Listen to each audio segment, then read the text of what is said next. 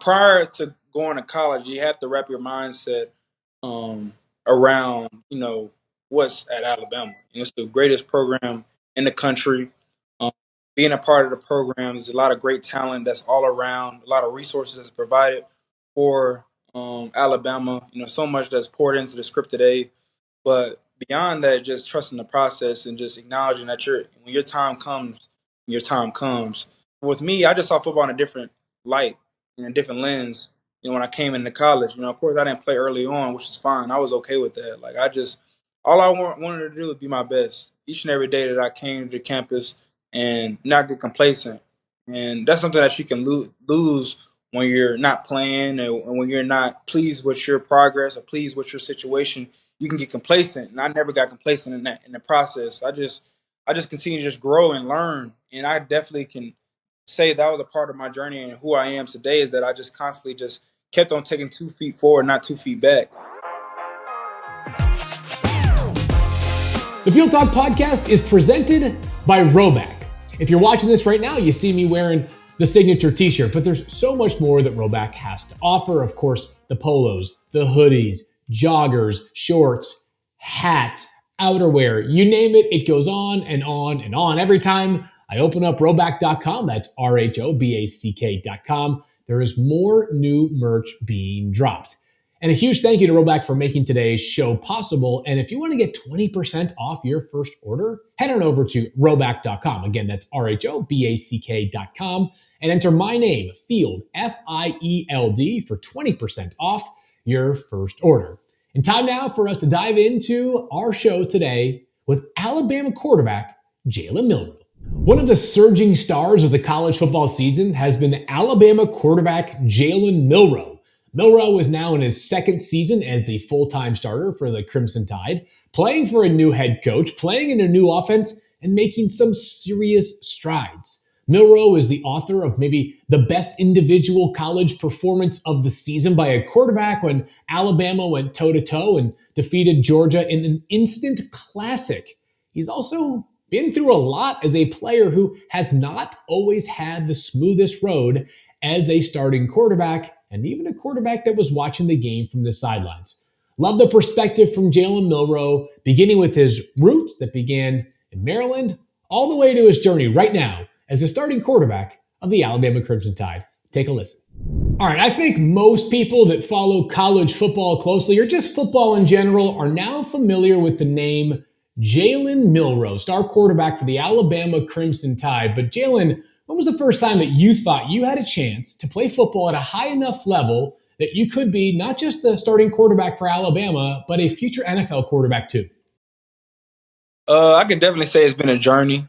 I always got to speak of my childhood. Starting early on with my dad, and so that moment of playing football when I was younger, it was more time to be great. Get a relationship with my dad, and it was a bond that it was something special. It was greater than sports. Like I really played sports initially just to spend some time with my dad.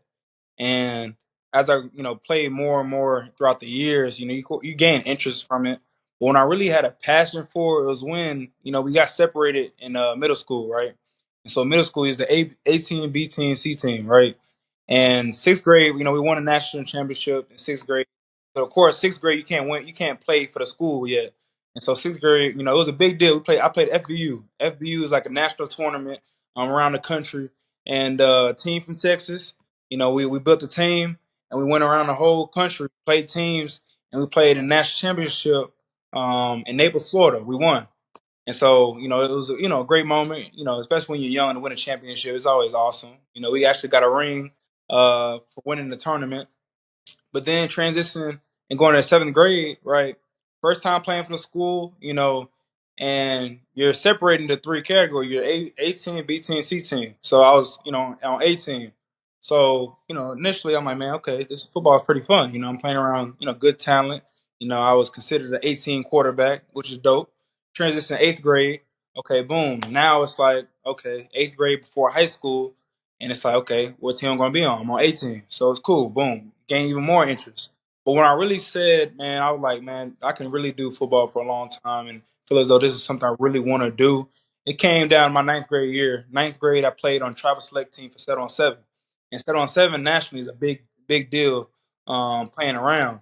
And so I was a freshman playing against, 4-star, 5-stars, all these, big time recruits and stuff like that. And I saw doing it at a high level against guys that were going on the next year to Power Five, the Alabamas, the LSUs, the Clemson, all of the big time schools at the time. And I was like, okay, I can really, really do something special in the next year. So I'll just say it's been a journey with, with my mindset and just playing the game. But I can just definitely say, it just constantly just grows and grows. When you got that national championship down there in Naples, were there any college scholarship offers that followed at that point? Because every time I turn, it seems like on the internet, I'm finding a kid younger than the last one getting an offer at like 8 years old. Yeah. Well, at the time, no offer was passed around, but I can definitely say it was more than 10 Division I guys I was on that football field. Wow. We didn't have time, of course, but like on the Florida team, it was like six, seven guys that ended up going to Division I. One of them, my teammate, the Dallas Turner, he was on the Broward County team that I played against. He was on the other side of the ball. Of course, we didn't know that we were young kids, but speaking to him, now, now in our career, he was on that team. And then on my team, we had a couple Division I guys as well. So it was like it was just definitely a competitive game, and just see that just the just playing against great talent in that tournament. So your journey begins with football, is kind of realizing it somewhere in that like sixth or ninth grade range. But before we get to that point in your journey, I want to ask you about what it was like to grow up in a military family. You've got parents who have a very specific lifestyle, obviously doing something incredibly honorable. Was there anything that you learned specifically from your parents that maybe you've been able to apply to your football playing career? Yeah, absolutely.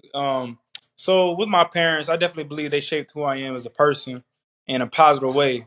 My dad was a Marine, my mom was in the Navy, both military.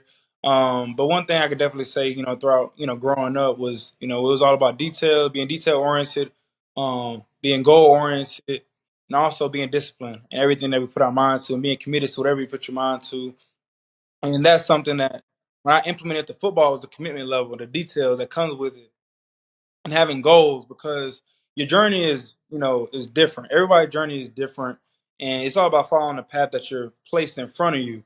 And that's something that I try to do as much as possible as playing the quarterback position, being committed to it, because it's a very hard position to play, and you have to have the proper mindset. You have to have the proper support system, and you have to be committed to it. And that's something I've seen throughout the years, that thought process that it comes with playing the position. And I definitely can say, my parents have definitely put me in a situation to have the right mindset, constantly go to my goals, constantly grow at the position with the proper resources that's around me. So, they definitely shaped myself, firsthand, but also my brother and sister, who they are as well. So, I can just definitely say, and then number one too is that they also know what it's like playing, being around a team setting, right? That's like number one example. The military, man, it's just the working well with someone else and collaborative to the point where you can reach your goals and all be on the same mindset when it comes to being a part of a team. So they know exactly what that's like, being around a team, and also just always acknowledging it. It's greater than yourself when it comes to a team. There's a lot of people a part of a team that makes it a team, and always just leaning on your support system and your team, and always not believing in the word self-made. Just always just constantly just trying to grow with your teammates and the people that's around you. So at some point during your childhood, you end up moving from the Maryland area down to Katy, Texas. Was that because of your parents' work, or was that perhaps motivated by going to, arguably the best football state in the country? Yeah. So I was born in California. My parents, that's where they met at, and then I moved to Maryland. Cause that's when my dad got out of the military. That's what we moved to. We moved to where he's from. He's from Columbia, Maryland. He was born in Chicago, and then moved to Columbia, Maryland, and we moved to that area once he got out of the military. So then we transitioned from Maryland to Texas, and so majority of my childhood was in Texas. When I first moved to Texas, it was in Houston. I lived in Houston for a little bit of time, and I moved to Katy, Texas, for the majority of my whole life. So it was a slim time frame when I was in Maryland, but then I moved to Texas, throughout my life. But it really came down to my dad and my mom's career, and then especially my mom from Houston. So just of course, my mom, her vision and where she wanted to live at and so like that plays a factor into my dad, and he definitely said yes to my mom. Yeah, say what they said. She's the mom is always the boss. She's got that 51% of the stakeholdership as the mom in the marriage. So you end up, maybe we knew it when you were in sixth grade, but at least the recruiting sites start to realize at some point during your high school career that this kid Jalen Milroe is going to be a special player. When did you feel like your kind of rise onto the national recruiting scene took place during your time in high school? So, I had a unique experience in high school. I went to a high school that was up and coming. My brother is 4 years older than me, and he was the first graduating class at the high school I went to. Wow. Yeah, yeah. So, with the varsity program, it was just an up and coming program. It was just new talent, new head coach. So there's a lot of like factors that was in place for the program to keep on evolving, keep getting better. And so I was a part of that process of the development of the program. And so Tonkin was a high school that wasn't heavily recruited. You know, of course, it's a new school. Finding the missing pieces and stuff like that for the program. And so when it came to the school, it was all about just doing the right things because that's what's gonna get the schools to come and stuff like that. And so I had a buddy named Tamisha. So he's a defensive end, and he was highly recruited. His recruiting process started more quicker than mine. And so when schools were coming initially, they were coming for Tamisha. And so I played varsity my sophomore year, had a pretty good year. And after my sophomore year, schools started to come in, but they were coming in, of course, to meet our squad, meet the people that's here. And Tamisha was one of them, of course, big time recruit, defensive end, and also they just started watching my tape. And so I didn't speak with them as much as until later in high school, but I just constantly just thought of what was the process and stuff like that, just trusting the process and everything like that. And so I never forget, spring ball time frame came and schools were coming to the school and they saw spring practice and they saw me throw the ball and they started communicating and stuff like that. And that's when like you get the invites to come to my school and throw and things like that. So it started to grow and grow and grow. Right, this after my sophomore year, and so I went to my first mega camp that year, and I went to mega camp and I got my first offer from Texas State, and I didn't know where my future was going to go. Man, I was just excited, just to get the opportunity to play at the next level, which was college. In that time frame, Texas State was my first offer. So I'm like, man, this is the greatest thing ever, right? Yeah. Then, it just grown from there. Just my junior year I had a really good season, and then it came down to just visiting schools, building a relationship, and then it's grown from there. All right, so I work with him now, and I've had the chance to speak to him just a tiny bit, but it didn't take long for me to realize just how unique and different and special of a leader Nick Saban is. So I know that there were a lot of great schools that were recruiting you, and I know that you're playing for a great coach. I'm going to ask you about it a little bit in Kalen DeBoer now. But when you get that first caller, when you have that first interaction with Nick Saban, regardless of where that was in the recruiting process, what is that interaction like with probably the greatest college football coach of all time? So, earlier in high school, I went to go visit Alabama. Of course, we had the Zoom call and stuff like that. But I came down to the campus, and we visited. Right, I'll never forget. So I had a meeting time. So I actually threw for the coaches, the OC, tight end coach, of course, Coach Saban. And after that, I went up to the facility and went to his office. And so we're sitting outside. My parents and I are sitting outside his office, and waiting to go inside, right? And so it's our time to go inside. We walk inside the office. He has a clicker. We pressed it. The door slammed shut. Uh-oh. My parents like, okay, what is going on? Man, he didn't even close the door. How you mainly have to close your door. At your Yeah. household, I gotta close my door. Every Yeah. door that's You got a closed, button for it, huh? you know what I'm saying? So Yeah. it's slammed shut. I'm like, okay, cool. And so in his office, of course, you know what his office looked like. You know, he had his his table and all his work and stuff like that. But he also had a couch, and so we sat next to the couch, right? And so he leaned back in his chair, crossed his legs over, and started talking to us. And so I never forget. Man, I looked at my parents, and we all sitting like this, just dialed On in your to the best behavior, right? right, just like we just entered the principal's office or something. Like it just is his presence, and you know he who he is the person. And so I'll always remember that because me and my parents we joke around a lot, with just our first interaction with coach. That was my first time meeting him. But no, just talk about him as a coach, man. He was awesome. Just to had 3 years under him, the leadership that he presents for the whole program, standard of excellence that the whole program possesses, and just how decent oriented everything is, and it was definitely something that I'm always grateful for, just being around the journey, and it was definitely awesome, be coached by the best coach of all time.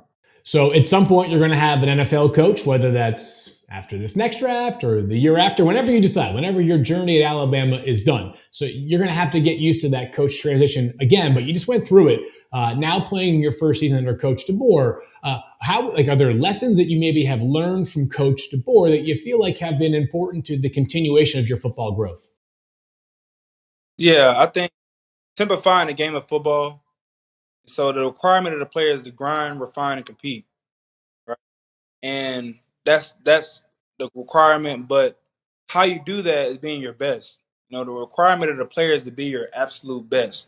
You can learn from a mistake, failure if you do it at your best. You know, and giving everything you got, having no regrets.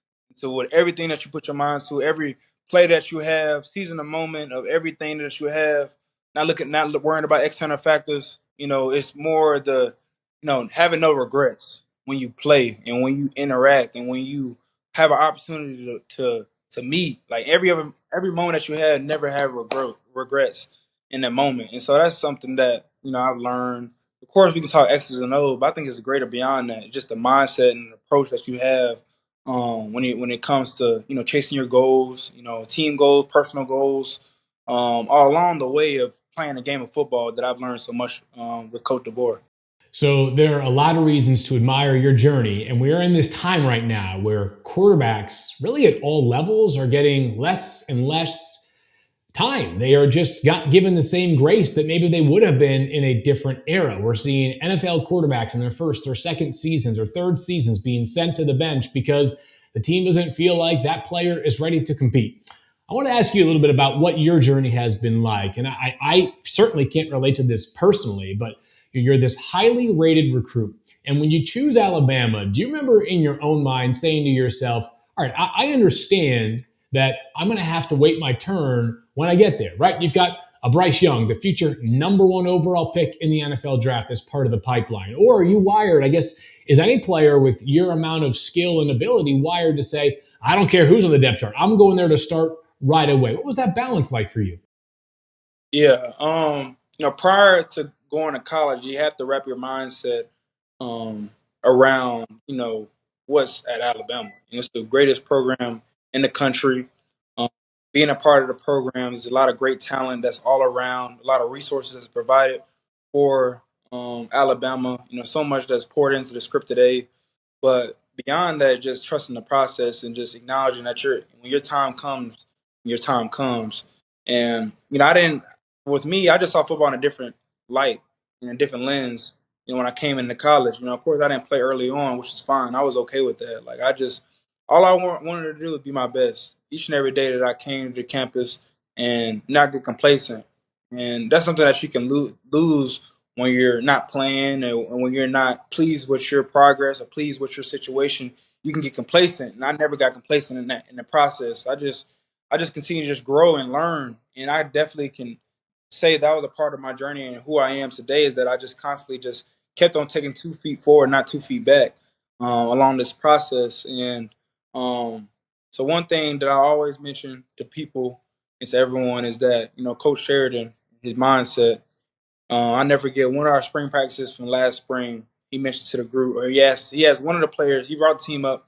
He has one of the players. He said, "Hey, how many reps at practice did you have today?"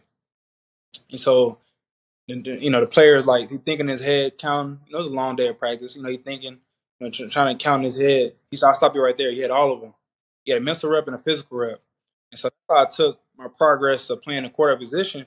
That although I wasn't taking QB1 reps, I was taking a mental rep when it comes to who's the quarterback on the field and learning and seeing what right looks like. Because that's the starter, and whether I wasn't the starter or not, like that's the starter. So like, this is what right looks like in a sense and just trying to see, and just learn as much as possible as I'm not on the field. And so whenever I was on the field, just being my best, being my best, and just knowing that it's a process. It's okay that I don't know everything yet, right? It's a lot that goes with playing the quarterback position, the mindset and the knowledge base that you have to play at a very high level in SEC. It's very different, and you see a lot playing the quarterback position in the SEC. But that was initially that. And of course, as your time with being in college, you're only going to grow. You're only going to grow or get worse. And I chose the process of I want to get better.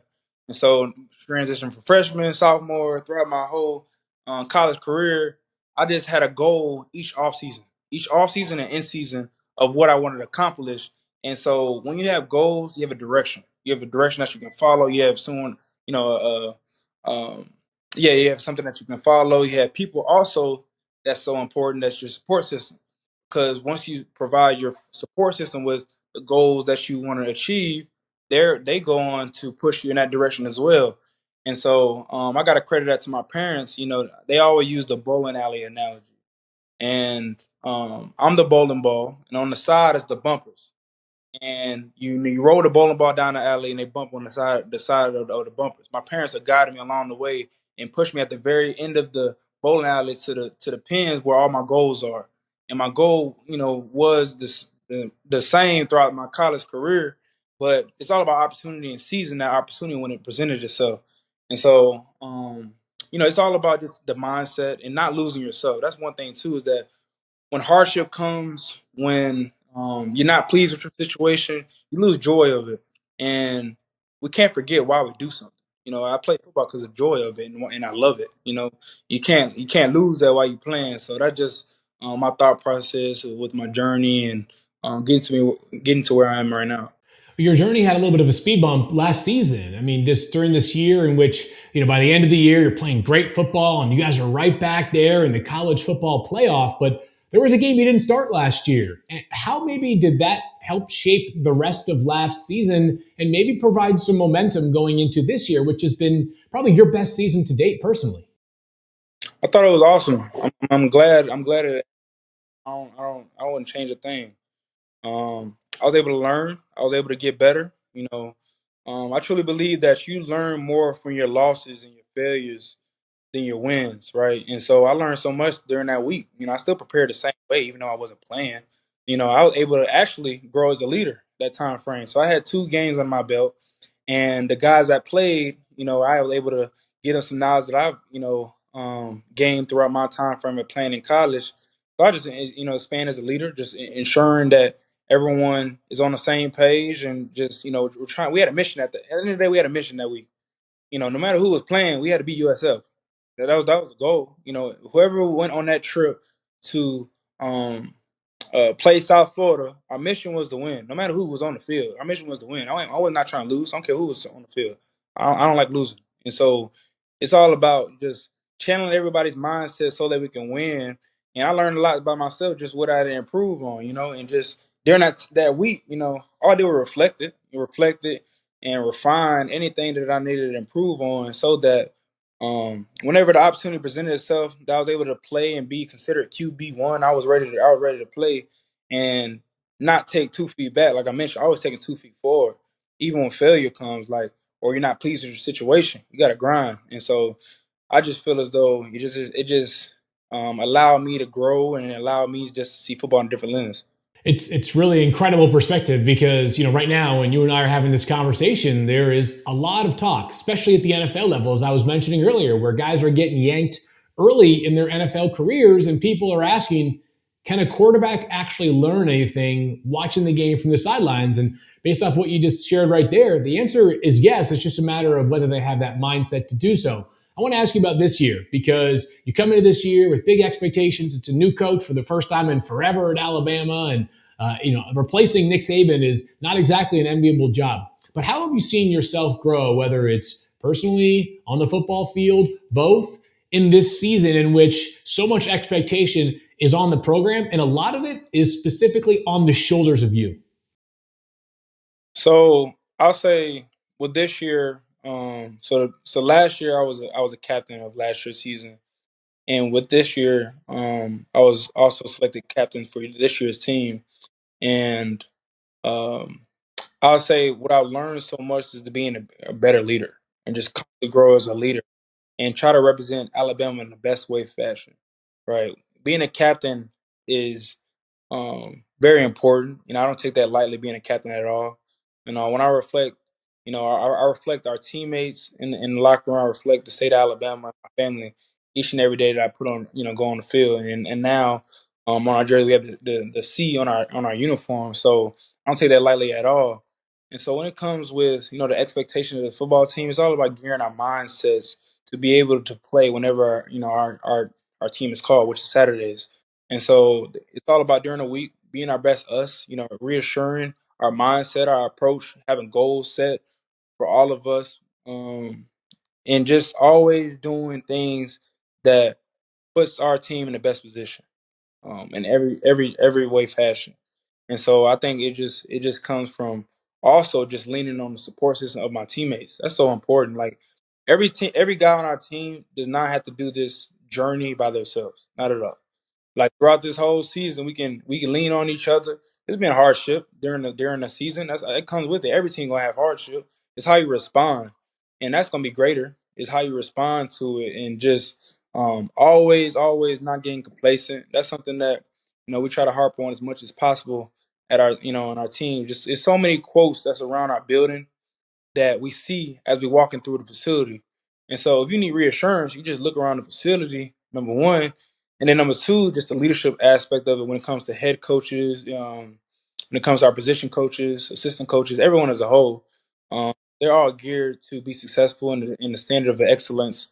And so when it comes with the standard of excellence, it comes with expectations that's placed on our football team. And so all we want to do is be our best us. The requirement of us to be our best. And every opportunity that presents itself, just try to seize every opportunity and always grind, refine, and number one compete. So it's just a process that we all are, are part of, and we don't want it any other way. I love your perspective. I love watching you as a football player, but I love the mindset that you bring to the table as well. So much to admire there. I want to get you out of here on three quick questions. Did you grow up with a favorite team? Obviously, moving around a little bit. Did that make you find yourself? Are you a Cowboy? Are you a Texans fan? Like, you're probably young when the Texans came to town. Yeah. So my my favorite team is the Ravens. Okay. Um, so why it's the Ravens? So when I left California and moved to Maryland, I lived in Maryland for a little bit, and then when I moved to Texas, my youth team was a KD's Ravens. Okay. Okay. So that was my squad. And then of course, as a son, I'm always inspired by my dad. My dad was a Raven fan, so like he inspired me. So I was like, man, I'm gonna be a Raven fan too. All right. That's a And good answer. I was saying, so yeah, I'm a Raven fan. Well, this might tie into my second question. Is there a quarterback or quarterbacks that you try to model your game after? I mean, the Ravens have a pretty good one in the reigning MVP, Lamar Jackson. Yeah. Uh, I don't really like model my game. I really look at everybody's game as a whole. This offseason, I did a lot of NFL studying with one of our coaches here, and I just try to like look at things that's unique about each quarterback because at the quarterback position, we all don't play the same. We all are different, unique. In our own way. We all have different throwing motions and different footworks that we like to throw and stuff like that, and how we see the field. And so I did a lot of deep study in this past offseason, just watching quarterbacks and their play and just seeing how they operate. And so for me, I can just say that I like all their games just because everyone's unique and you can pull something. You can learn so much from every quarterback in the National Football League, every starter this year. And so That's something I try to do this offseason. All right, last one here for you. And I just don't know the answer to this. What's it like being the Alabama quarterback walking around campus? Like, are you sitting there taking photos of people every 10 seconds? Can you make yourself sort of comfortable and be on your own walking from one building to the next? What's it like? It's very unique. It's very unique being a starting quarterback. It comes with a lot. You have to have thick skin. You gotta be able to be comfortable in your own skin and always, uh, just enjoy the process of it. It's definitely a lot of passionate fans part of the state of Alabama.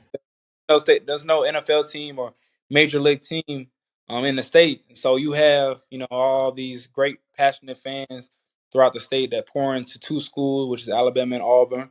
And so like with that, the players get so much support. And so I love that so much. Just being here in college, just seeing the support of the state of Alabama and the people that are Alabama fans. So it's been awesome. It's been a great journey. Well, to whom much is given, much is expected. There's certainly a lot expected of you as the Alabama starting quarterback, but man, do you handle it well. And it's been a joy watching you on the field. And it's been awesome having you here on the Field Talk podcast. Jalen Milroe, Alabama quarterback, with an incredibly impressive perspective on really all things. Thank you so much for joining us here today. Appreciate you. Roll Tide. There you go. Roll Tide. All right, I got to be honest. I loved Jalen Milroe as a player prior to having the chance to talk to him. And now I love him just as much as a leader. His perspective is so impressive for somebody who, first of all, is still in college, but also has not always had the easiest route in a college football atmosphere when some guys are seeing adversity and instead turning the other way. But Milroe's perspective and his upbringing are going to serve him very well. I love watching him during his college football Saturdays, and I certainly can't wait to watch him somewhere on the field as soon as next fall during NFL Sundays as well. One last thank you to Roback for making this entire operation happen. Head on over to roback.com to check out all the latest incredible gear from the best apparel company in the game. As always, a huge thank you for those of you that checked out today's Field Talk podcast. And a reminder, you can get the audio version of the podcast wherever you subscribe to podcasts. And as always, check out all the latest clips and videos over on our YouTube page. Until next time, we'll talk to you soon.